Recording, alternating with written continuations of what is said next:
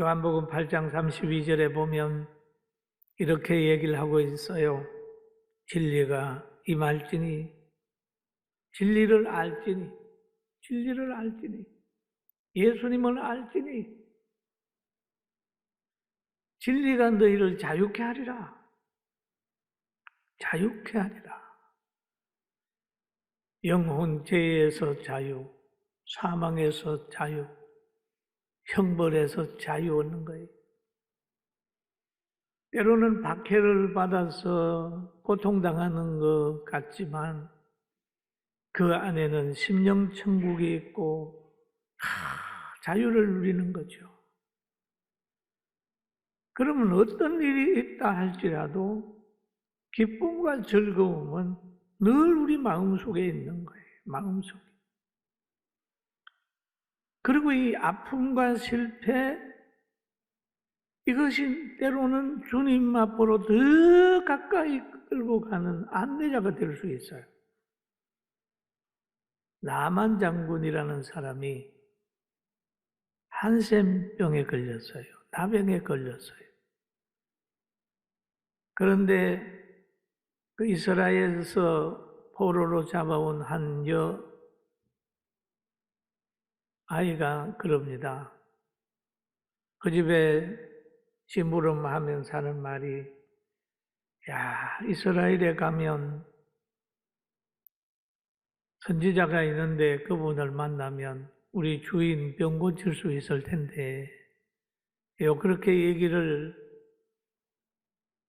얘기했는데 그것을 듣고 나만이 왕에게 얘기를 해가지고 지금 그 나라로 가잖아요. 가서 그 말대로 선지자가 시키는 대로 요단강에 가서 3번 장구음으로 인하여 문둥병이 깨끗하게 나는 거 있잖아요. 하나님의 살아계심을 체험한 거. 우리는 앞에 굉장히 어려움이라고 하는 것이 있지만 그 어려움이 아니라 택한 백성 앞에는 기적을 만들어낸 환경이 된다는 것을 믿고 살아야 됩니다. 할렐루야. 홍해가 가로막혔다. 아, 우리 죽었어. 앞에는 홍해고 뒤에는 성난 애국 군대가 따라오니까 우리는 여기에서 실패할 거야. 이런 생각을 믿음 없는 사람은 한 사람이 있어서 모세를 향하여 원망하는 사람도 있었어요. 그러나 모세가 기도하고 하나님이 역사함으로 홍해가 쫙 갈라져서 육지같이 이스라엘 백성은 건너고 그 분노에 따라왔던 애굽의 병사들은 홍해수에 빠져 죽었습니다. 우리가 지금 당하는 코로나19로 인하여 오는 시련이 많은 사람이 보면 고통 같지만 여기에도 하나님의 계획이 있는 줄 모른다. 그러므로 이 상황에서 우리가 해야 될 게 뭐냐? 많은 사람 만날 수 없고 저 고향 갈 수 없고 때로는 친구들하고 즐겁게 모일 수 없는 상황이 일어섰을 때에 답답해야 할 것이 아니라 하나님은 나에게 기도하는 기간을 주셨구나. 이 외로움을 통해서 하나님 앞에 기도하면서 하나님이 나에게 주신 은사가 뭔가? 군중송에 휩쓸려서 자기를 상실하고 살았던 과거를 다시 한번 돌아보면서 내가 하나님 앞에 어떻게 서야 되며 하나님이 나에게 주신 은사가 뭔지를 살펴보는 찾는 기간이 되길 주의 이름으로 축원합니다. 아멘. 바울 사도도 보면은 다메섹에서 예수님 만난 후에 베드로나 요한과 먼저 된 사도들에게 가서 뭔가 배우려고 가지 않고 외롭게 아라비아에서 가서 조용히 하나님 앞에 기도했습니다. 이제는 하나님께서 우리를 구원시켜 가지고 하나님 선지자와 사도들로 통하여 기록한 말씀을 주셨으니까 이 말씀을 읽고 기도하면서 하나님이 원하시는 것이 무언지를 찾아내는 복받은 여러분, 우리 모두가 되기를 주님의 이름으로 축원합니다. 분명히 하나님은 의를 이루고 가게 되면 분명히 유익이 있을 거라 그렇게 저는 생각하고 있습니다. 여기 보니 한란은 인내를 낳고 인내는 연단을 낳고 연단은 소망을 이룬다라는 거죠. 그리고 오늘 로마서에도 나옵니다. 다만 이뿐 아니라 우리가 한란 중에도 즐거워하나니 이는 한란이 인내를 인내는 연단을 소망을 이루는 줄 알미니라 라고 얘기하고 있습니다. 그런데 오늘 본문에도 보게 되면은 복음을 전하다가 사도들이 많은 한란을 당하는 겁니다.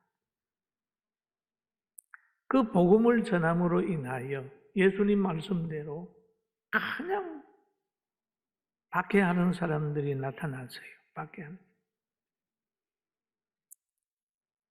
그 교권주의자들이 모였어요. 예수님을 죽인 사람들이 이제 힘을 가지고 있는데 그들이 사도들을 불러가지고 입을 막습니다.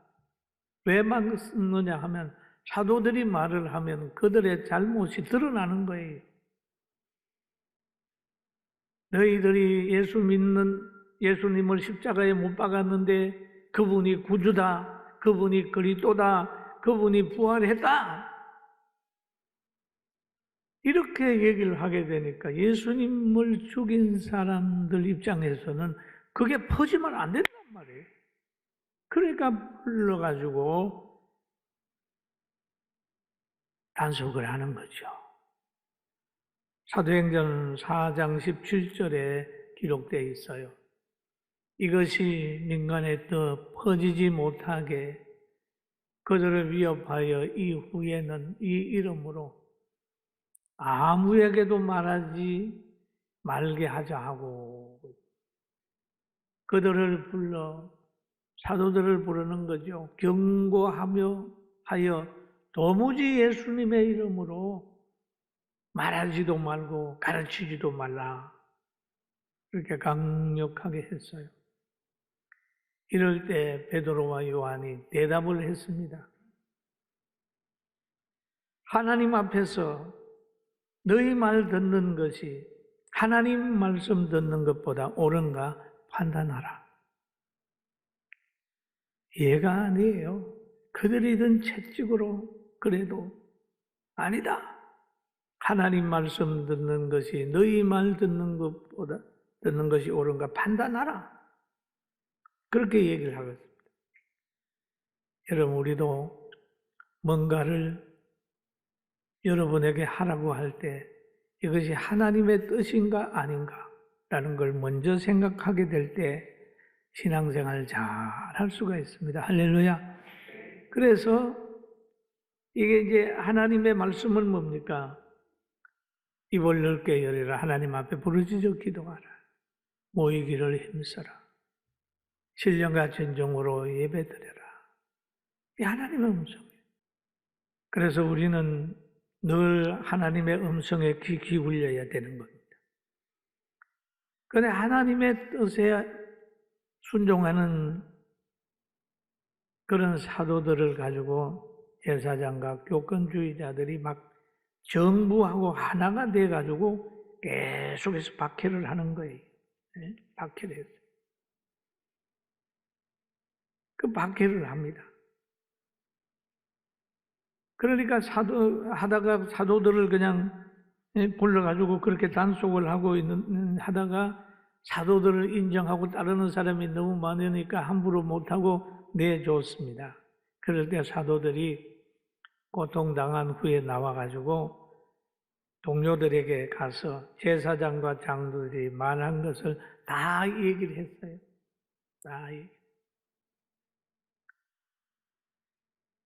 서로 정보를 공유한 겁니다. 함께 기도했습니다.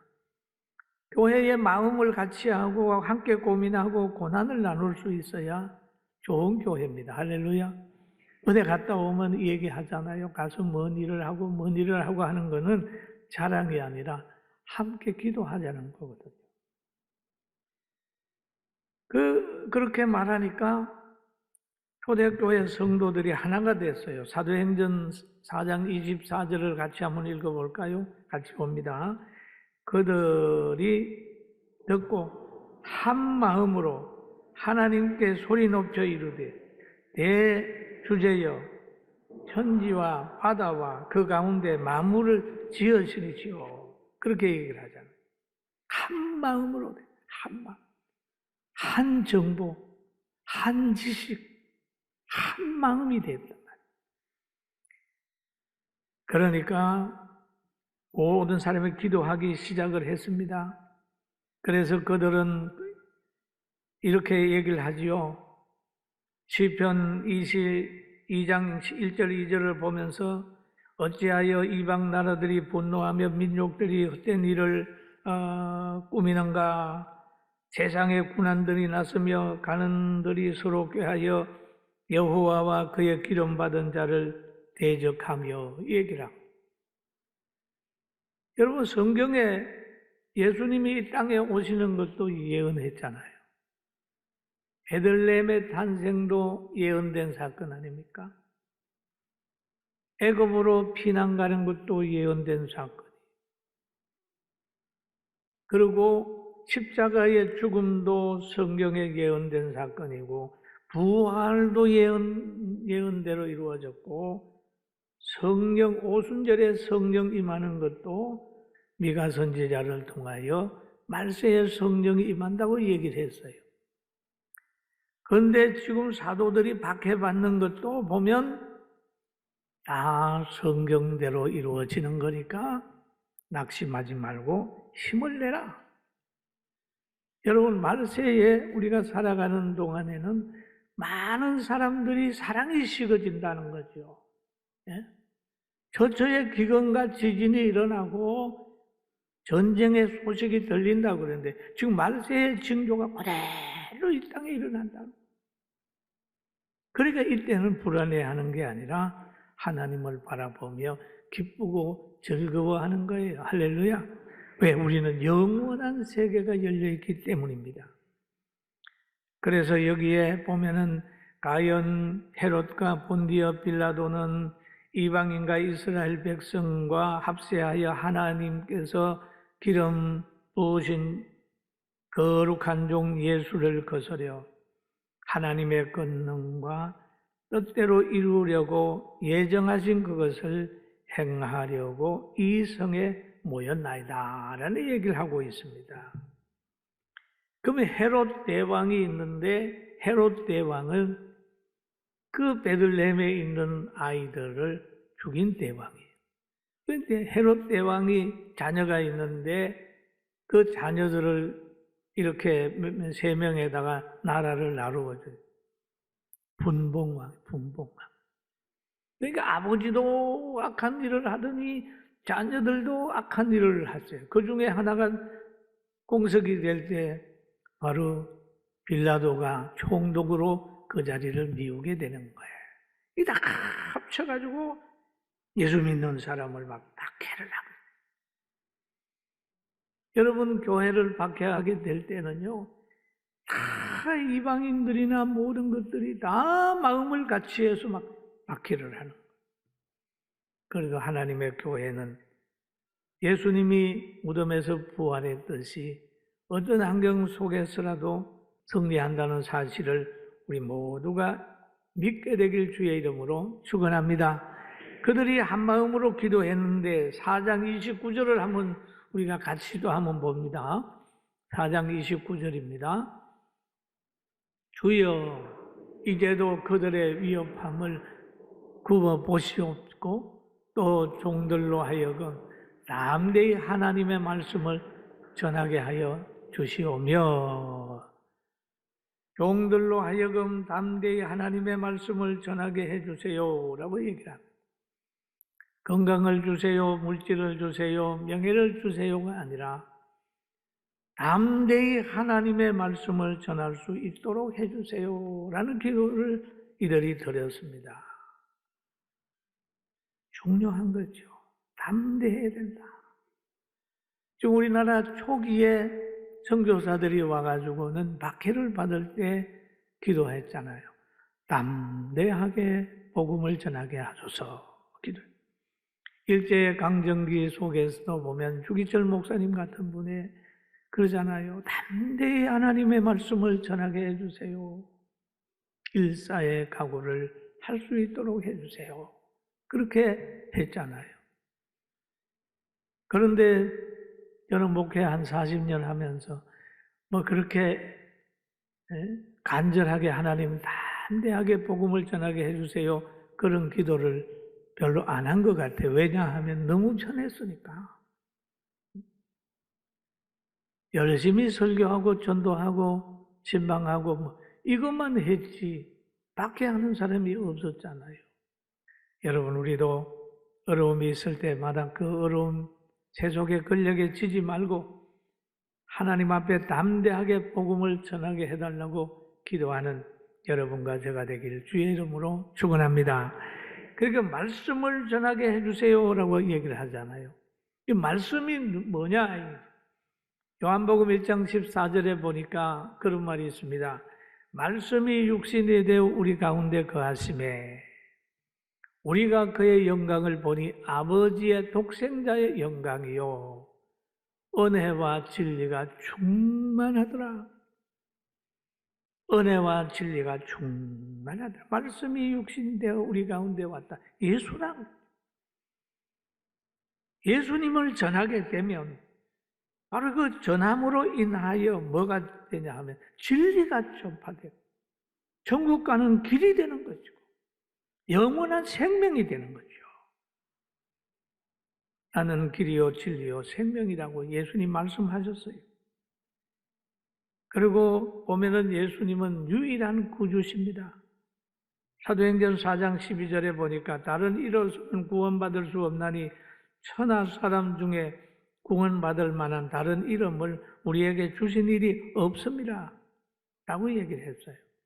여러분, 우리는 복받은 사람이라서 구원의 길을 잘 선택해서 간 것에 대해 지금 가는 것에 대하여 영광을 하나님께 돌리고 행복한 해가 되기를 주의 이름으로 축원합니다. 1월 달에는 항상 성령 얘기를 하죠. 성령.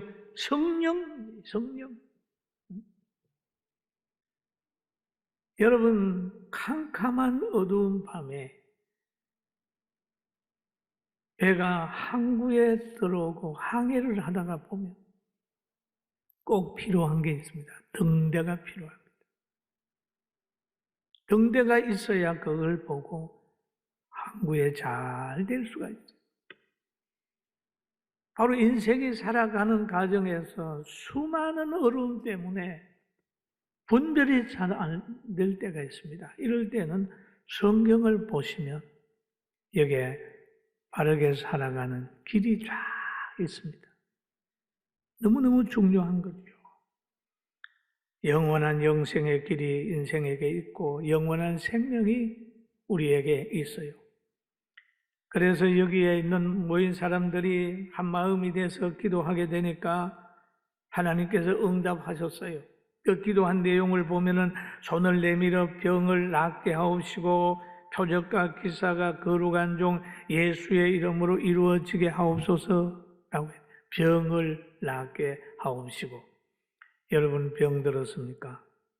병을 낫게 하시는 하나님을 의지하게 되길 주의 이름으로 축원합니다. 아멘. 병이 들어왔으면 그 병을 낫게 하시는 만병의 의사 되신 주님을 바라보고 또 하나님께서는 예수님의 이름은 또 뭡니까? 양약이 되니까 그 진리로 무장하는 거예요. 그러면서 표적과 기사가 거룩한 종 예수의 이름으로 이루어지게 하옵소서. 나면서부터 한 번도 걸어보지 못한 사람이 베드로와 요한을 통해서 예수님의 이름으로 고침, 받는 걸 여러분 보았잖아요. 사도행전 3장에 있잖아요. 나에게 은간금은 없거니와 내게 있는 것으로 내게 주노니 나사렛 예수의 이름으로 걸으라고 했더니 발에도 발목에도 힘이 생겨서 뛰어서서 걸으며 하나님을 찬미하며 성전에 들어갔다는 말이 있잖아요. 영육간이 회복이 됐어요. 사랑하는 성도 여러분, 우리 영육간이 회복이 되기를 주님의 이름으로 축원합니다. 영육간의 회복이에요. 육만 회복이 되게 되면 정신적으로 항상 힘들어져요. 또 정신적으로, 영적으로만 회복이 되면 육신적인 연약이 되면 또 안 되잖아요. 영육간의 회복이 된다. 예수님의 이름에는 영육간의 회복의 은혜가 있다는 걸 알고 죽음의 병까지, 두려움의 병까지 다 고침받고 올 한 해 기쁨과 즐거움이 지배하는 한 해가 될 줄로 믿습니다. 성경은 말합니다. 수고하고 무거운 짐진 자들아 다 내게로 오라 내가 너를 쉬게 하리라. 마태복음 11장 28절에 말씀하셨어요. 예수님의 말씀이에요. 그리고 오늘 본문에 보니까 빌기를 다하여 모인 곳이 진동하더니 빌기를 다하며 모인 곳이 진동하더니 무리가 다 성령이 충만하여 담대히 하나님의 말씀을 전하니라. 왜 기도 제목이 하나님의 말씀을 전하게 해주세요. 담대히 전하게 해주세요. 그러니까 성령을 줘서 담력을 줘서 성령을 통해 담력을 줘서 하나님 말씀을 전하게 만들어 주셨어요. 빌기를 다하며 모인 곳이 진동하더니 우리가 다 성령이 충만하여 그랬습니다. 그러면 성령이 충만하면 어떤 현상이 올까요? 사랑이 생기는 겁니다. 또 성령이 충만하면 권능을 받고 예루살렘과 유대와 사마리아와 땅끝까지 정인이 되는 권세가 와요. 그리고 성령이 충만하게 되면 사랑이 생기고 희락과 합평과 온유와 절제와 양성과 충성과 온유와 모든 것들을 가지고 있는 거예요. 이런 마음으로 복음을 전하게 되는 거예요. 그렇게 복음을 전했더니 오늘 사도행전 그 뒤편에 쭉 보면 나옵니다. 하나님의 말씀을 전하게 되니까 온 무리가 한 마음이 되어 한 마음으로 기도했더니 성령이 역사하셨고 한 마음이 되어 복음을 전했더니 복음을 듣는 모든 사람이 한 마음이 됐어요. 우리가 한 마음이 되었고 서로 물건을 통용하며 물건을 통용하는 게 굉장히 중요합니다. 만약에 갱이 하나가 동네에 서너 개만 있어도 동네 사람 다 쓰면 되잖아요. 필요한 거 갖다 놓고 우리도 좀 뭔가 필요한 거 있으면 나누어서 쓰면 좋을 것 같아요. 통용하고 물건을 서로 통용하고 예수님의 부활을 증거했고 가난한 사람이 없어졌어요. 서로 자꾸 필요를 채워줬어요. 필요를 채워. 신령한 가족, 신령한 공동체가 된 겁니다. 아무쪼록 여러분, 우리도 서로 물건도 통용을 하고 서로 위로하고 사랑해서 어려움이 없이 이 세상 이겨나가는 박해 중에도 기쁨과 즐거움으로 살아가는 우리 모두가 되기를 주의 이름으로 축원합니다. 여러분 하나님의 말씀으로 무장하는 2022년도 되고 박해나 질병이나 두려워하지 말고 기뻐하고 즐거워하라 라고 하는 이걸 마음에 꽉 심고 즐겁게 살아가는 우리 모두가 되기를 주의 이름으로 축원합니다.